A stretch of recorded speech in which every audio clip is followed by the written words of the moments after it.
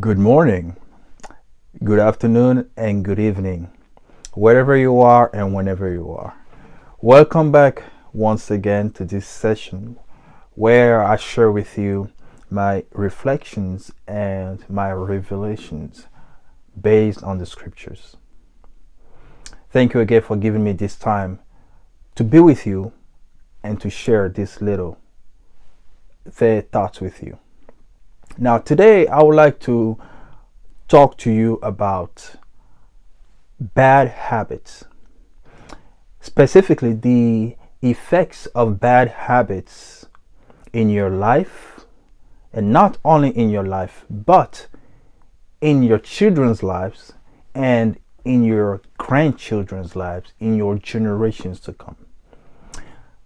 I'm sure you have heard many public speakers, many motivational speakers talk to you about habits, good habits and bad habits.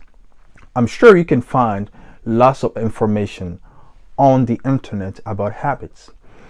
But there is one thing I come to understand from reading the scriptures, that many motivational speakers and many public speakers who talk to you or talk to us about habits miss.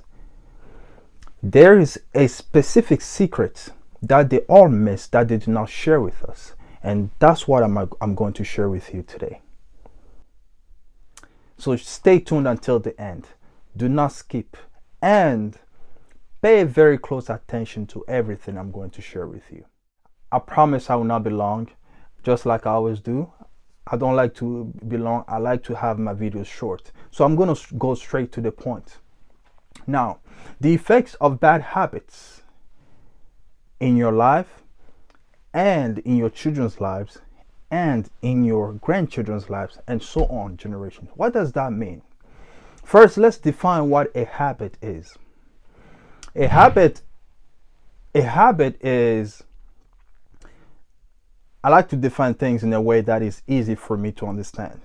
So in short term, a habit is a way that your mind, your brain has automated your reoccurring behaviors, your reoccurring actions. Your brain just automates all those behaviors and locks them down, allowing you not to think, but just to act on them when the cue is presented. Let me explain. For example, when you're about to get dressed in the morning and you're about to wear your pants, do you or are you conscious of which ones of the feet of your feet that you use to put pants on? If you're right-footed, what you will notice is that each time you put your pants on, you will put your right foot first.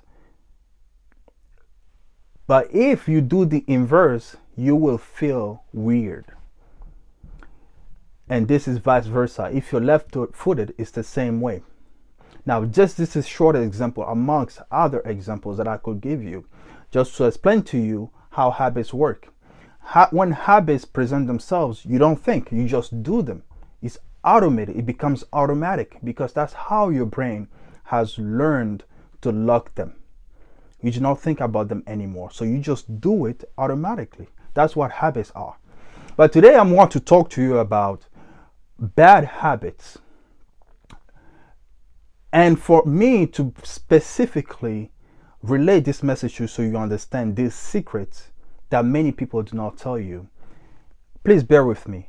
I have to go through this route. I have to explain it to you through DNA. I'm sure you've heard of DNA before. You've gone to school, you know what DNA is. So I'm not going to go to the scientific explanation. I'm just going to give you an overview. A DNA is basically a book about you, your physiology, what makes you, or your physics, what makes you you, your hair structure, if you have a big nose, if you have big mouth, long feet, or long toes, Whatever makes you you, your information, the person you are today, what makes you you, your DNA is your book. Now, our DNA is very affected by our environment. I want you to pay very close attention to me. Our DNA is very close, or is affected by our environment. For example, the food that you eat, the drinks that you drink, Coca-Cola, or the alcohols that you drink, these things are written in your book, in your DNA. Now, when you go out, if you have a habit of drinking strong drink alcohol, your DNA records this. If you have a habit of being lazy, your DNA records this. I don't know if you are paying attention to me. Everything that you're doing, your DNA records this. It records it. Now, of course, these things that you're doing will affect you as a person if you do not change. But not only that, the information that your DNA is recording is also passing it down to the next generation and so forth. For example, you might have heard that a grandfather or a children, youth, for example, I've heard that, oh, I'm so like my grandfather, or why am I so like my father, or why am I so like my great uncle? Or a grandfather will say, why is it that my grandchild just behaves just like me? Every mistake I've done, he's also, or she's also doing it. The reason why that is because the information that your DNA recorded has been passed down to the next generation. That's why when your daughter or your son is behaving the same way you behaved when you were young, and you're telling them, because you tell them to stop doing what they're doing because you have learned from your mistakes, but they are not listening to you, it's because of the information you have passed down to them. So they must also go through that cycle that you went through, and so forth. This passes down, our habits, our bad habits passes down to the next generation and after that. So if you're not careful of how you're living your life today, what you're doing is that you're not only hurting yourself, but you're also hurting your generations. If you plan to have kids, you're hurting your kids. This is why sometimes some people get diabetes. They get diabetes naturally, pass it down from their blood, from their DNA, right? Because someone in the past has lived recklessly. And so that information has been passed on to them. One thing I want to also stress on this is the understanding of blood. You see, in blood there is life. When your blood is drained from your body, you're dead, you die. You need blood to survive. In blood there is life. Now also, blood attracts spirits. You might have noticed that in some families, when you go into some families, they have a problem with anger. Or some families, they're all lazy. They don't do anything.